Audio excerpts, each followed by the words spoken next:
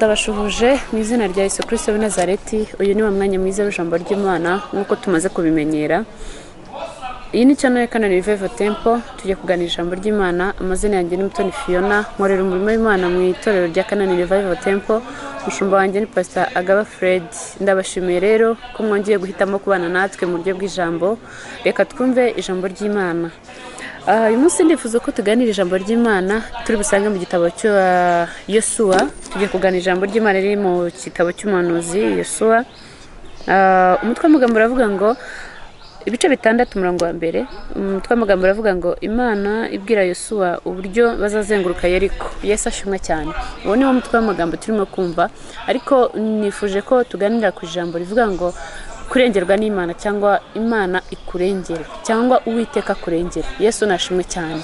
Imana itakurengeye nta kindi kintu cyari cyo cyose cyakurengera. Imiryango ntiyakurengera, inshuti ntizakurengera, abavandimwe ntibakurengera, nta muntu uwo ari we wese wakurengera utarengewe n'Imana. Akazi kawe keza ufite ntikakurengera, urubyaro wabyaye ntabwo rwakurengera. Hari ukuntu ababyeyi bashobora kuba bafite abana benshi akumva ngo abana nabyaye benshi nibo bazandengera. Oya, inshuti yakurengeye, Imana itakurengeye ntacyo byavamo.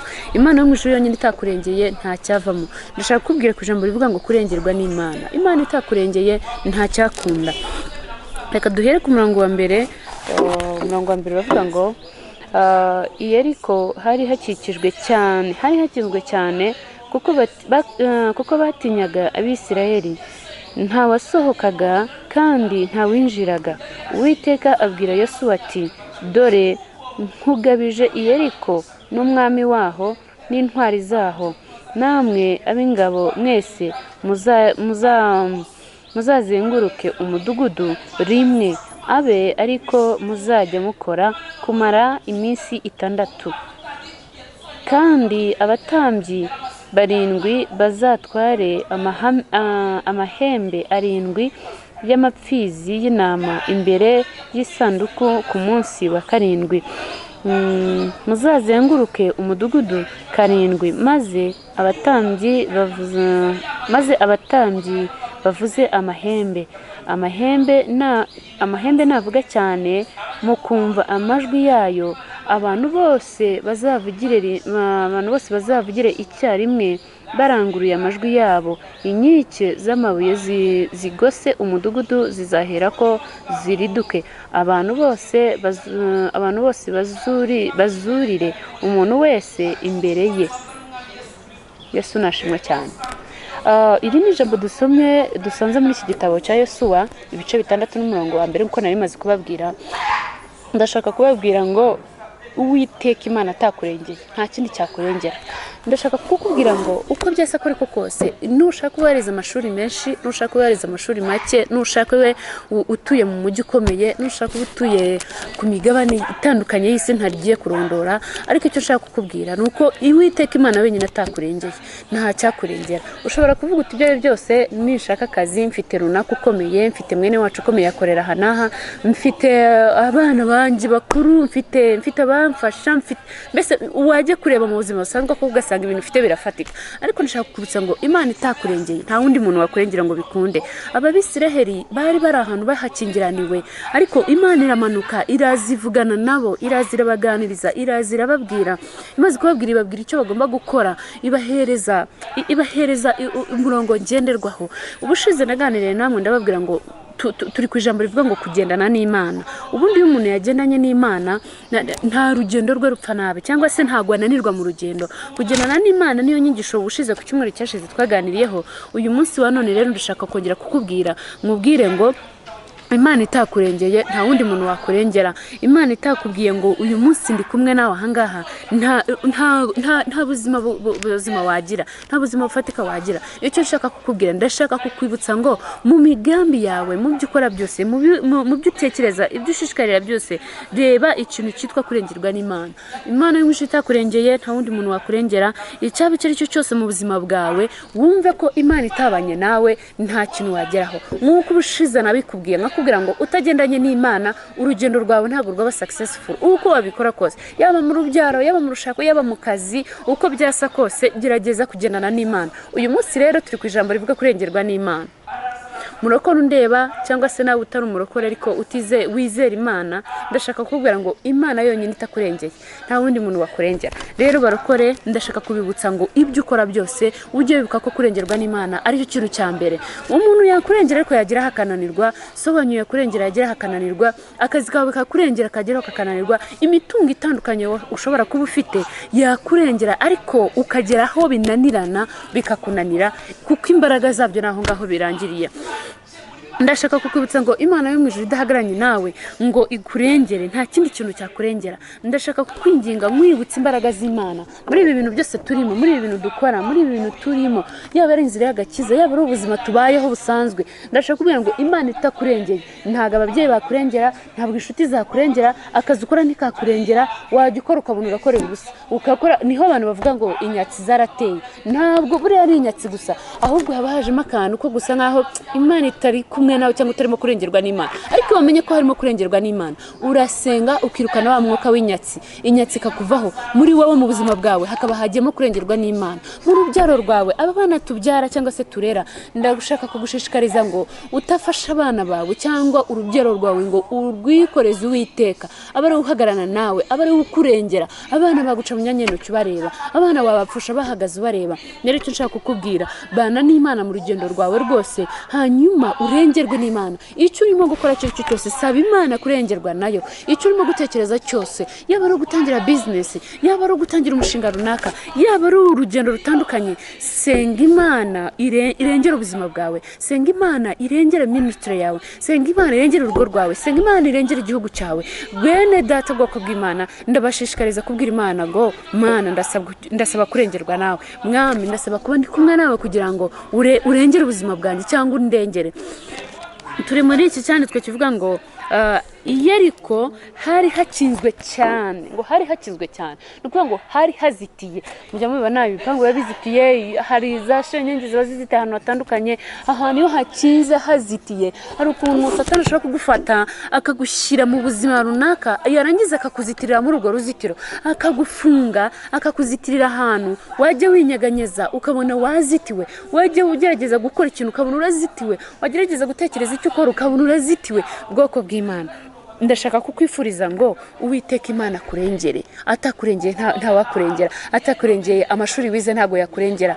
Tuza abantu hano hanze bize baminuje, babana n'amashuri yabo, bicaranye za bachelor's degree zabo, bicaranye za masters, bicaranye za diplome zabo, baricaye bari kumwe nazo, ariko kuko Imana itaye yahitamo kumurengera, aracyafite diplome yaracicaranye nayo. Imana yakurengera muri ubwo buryo bw'akazi, Imana yakurengera mu buryo bundi bw'urubyaro, Imana yakurengera mu bundi buryo butandukanye bw'ubuzima busanzwe. Ndashaka kugushishikariza nkubwira ngo gerageza wegera Imana yawe, wibwire uti Imana ubu ngubu ndasaba kurengerwa nawe. Abisiraheli iyo bataza kurengerwa n'Imana kuri ya nyanja itukura, hano mu gitabo cyo Kuva harabivuga neza, ntabwo bagiye kubona aho baca, ngo barebye inyuma Farawo yari abegereye, bareba ku mpande hirya no hino, imisozi yari ibagose, bareba imbere yabo, inyanja yari ibakomereye, inyanja itukura yari imbere yabo, kandi ntabwo bagiye kubona bambuka, ntabwo bagiye kubona aho baca, kuko inyanja amazi yari imbere yabo, hirya no hino ari imisozi, inyuma ari ingabo z'umwanzi. Ndashaka kugira ngo hariya ahantu hatabayeho kurengerwa n'Imana. Rero reka nkubwire, Yesu ashimwe cyane, haleluya. Reka nkubwire ngo Uwiteka Imana atabanye nawe, Uwiteka Imana atakurengeye muri ubu buzima ubayeho. Ushobora kuba ubayeho mu buzima bumeze nk'ubw'Abisiraheli bari babayeho muri icyo gihe, imisozi hirya no hino ikugose, imbere yawe ari inyanja, inyuma yawe ari ingabo z'umwanzi. Ndashaka kukubwira ngo Uwiteka atakurengeye ngo agusimbutse ubwo buzima ubayemo, ntago wabucamo atari ukuboko kw'Imana kukurengeye. Turi ku ijambo rivuga ngo kurengerwa n'Imana. Uwiteka atakurengeye, nakwibukije ndakubwira ngo umuryango ntiwakurengera, abana ntibakurengera, ababyeyi bakomeye ntibakurengera. Tujye tubona abakomeye bacaho bakadusiga bagapfa. Twabonye ba Kadafi, twabonye ba Saddam Hussein, twabonye ba Bin Laden, n'abagabo bagiye bahambaye. Abo ngabo nabo mvuze bari hirya, hari nabo tuzi bari hino, hari nabo tuzi hagati mu miryango yacu bagiye bakomeye. Mukabona umuntu afite amazi, afite amamodoka, sibyo twese twirwa twirukira, sibyo dukeneye, sibyo turwanira, sibyo bitubuza gusinzira. Ariko ndakubwiye ngo bira byose ntago byakurengera. ubu ngubu icyo ukeneye kikurengera ni imbaraga z'Imana zonyine, ni ukuboko kw'Imana konyine. Ibyo ngibyo bitabanye nawe ndashaka kukubwira ngo ntacyo wageraho. Abantu bakomeye baragenda bakaguca mu myanya y'intoki. Niba hari ikintu kiriye abantu n'ubu butaka twicayeho, ubu butaka bumaze kumira abantu benshi, wowe urinde. Twese turi abantu bava amaraso, turi abantu bambaye umubiri. Rero ndashaka kukubwira ngo uko byasa ko ariko kose ntabwo dukwiriye gutakaza icyizere ku Mana yacu, ntabwo dukwiriye gutakaza icyizere ku yaturemye, ntabwo dukwiriye gutakaza icyizere ku Mana twizeye, ntabwo dukwiriye gutakaza icyizere ku Mana dukorera, ntabwo dukwiriye gutakaza icyizere ku Mana yaremye isi n'ijuru. Murokora undeba mwene data dukurikira ijambo, ndakwinginze kugira ngo ukure amaso ku bintu, ukure Imana ku bifatika, ukure Imana ku bintu byinshi, ukure amaso ku bintu byinshi bitandukanye, ahubwo amaso yawe wongere uyagarure uvuga uti Imana ni wowe niringiye, ni wowe ushoboye, ni wowe ntezeho kurengerwa nawe. Imana itakurengeye nta kindi cyakurengera, nkuko natangiye mbikubwira. Rero reka mbifurize kurengerwa n'Imana, ntegereza umusozo nkuko iri jambo ritubwiye muri Yosuwa 6:1. Ndashaka kubwira ngo Uwiteka atakurengeye nta wundi wakurengera. Ushobora guca mu buzima, wenda n'ubushobora kuba ukibubayemo, ubuzima bukomeye, ukabura burara, wabuze icyo uhereza abana, baragusohora mu nzu, ariko ndakwingize witakira umwana w'umuntu niyo wamutakira. Ejo nabonye akantu kuri WhatsApp, njyewe nkunda kwigisha utuntu, iyo nigisha nkunda gutanga ingero ku tuntu mba narabonye hirya no hino cyangwa nsoma cyangwa mbona. Umuntu yapostinze akantu aravuga ati ntugatakire umwana w'umuntu igihe cyose unyotewe, ntugatakire umwana w'umuntu ngo aguha amazi, kuko umwana w'umuntu yaguhaye amazi agerageza uko ashoboye akabwira isi yose ko yaguhaye wine cyangwa yaguhaye fanta cyangwa yaguhaye amata. Niba aguhaye amazi aragenda abwira isi yose ko yahaye umuntu witwa runaka akamuha amata, kandi ubundi yamusabye kandi ubundi yagusabye amazi, wewe wamusabye amazi niyo wamuhaye, niyo yaguhaye sorry, ariko yaje kuvuga akavuga uburyo ki we yaguhaye amata. Ndashaka kubwira nsoza iki kiganiro cyangwa se iri jambo twari turimo kugirana namwe, ndasoza ngira ngo mbabwire ngo uko byasa kose wikwikomeza ku muntu, wikwikomeza kuba ari we wese, wikwikomeza ku bidafite umumaro by'iyisi, wikwikomeza kubishira, wikwikomeza kubirangira. Oya, hanga amaso Uwiteka, wikomereze ku Uwiteka wenyine ukomeye, wikomereze ku Mwami Imana waremye isi n'ijuru, wikomereze ku Mana yacu niyo gihangange. Iyo ugiye kureba usanga imbaraga z'Imana nta kindi kintu zingana nacyo, kuko Uwiteka niwe waturemye, niwe waremye isi n'ijuru, niwe waremye iyi si twicayeho. Ijambo ry'Imana tubwiye ngo isi ngo ni intebe y'ibirenge by'Imana, ngo ijuru naryo ngo ni intebe Uwiteka yicaramo, ariko Imana yacu ngo ni Imana ngo ijya ibasha kwiyegeranya ngo igatura mu mitima y'abayizera. Imana yacu ni Imana ituye mu mutima wanjye kuko nyizera, ni Imana ituye mu mutima wawe nawe kuko uyizera. Ndashaka kukubwira ngo humura, tuza mu buzima ubayemo. Nsoza ndababwira ngo rwose mutuze, Uwiteka abaho umugisha. Dusatira uyu musozo ngezeho, ndashaka kubwira ngo Uwiteka Imana aguha umugisha uko urimo gutegera ijambo amatwi cyangwa se nawe unkurikiye. Ndashaka kukubwira ngo Uwiteka Imana abane nawe, wikomeze ku Mana, wikomeze ku bana b'abantu.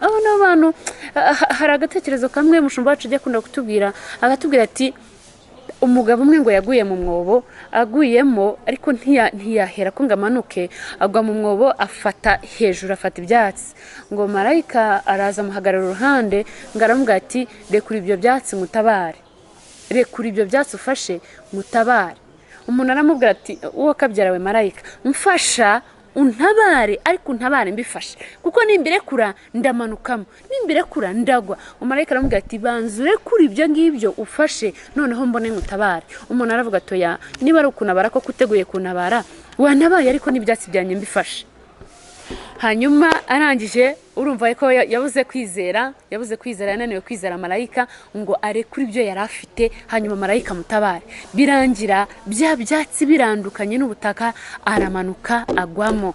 Kuko yabuze iki? Yabuze kwizera ijambo rya marayika muhagaze imbere ngo amubwire ngo rekura ibyo byatsi ngutabare. Nk'abana b'abantu rero tugana ku musozo ndashaka kukubwira ngo rekura ibyo wishingikirijeho, rekura utwo tuntu duto twawe tudafatika, rekura aba bantu wishingikirijeho wizeye, barekure. Hanyuma Imana yo mwishuri gutabare, wishingikirize ku Mana, niyo yonyine yakurengera. Twebwe barekure turengerwa n'Imana, ubuzima tubayemo turengerwa n'Imana, isi dutuyeho turengerwa n'Imana, abatugose hirya no hino turengerwa n'Imana. Ndashaka kukubwira ngo nsoza mubwire ngo nta wundi wakurengera usibye Imana. Imana ibaha umugisha. Ngeze ku musozo w'ijambo ry'uyu munsi turimo kuganira, mbashishikariza gukora subscribe na share kugira ngo ibiganiro byacu bijye bibageraho bitandukanye.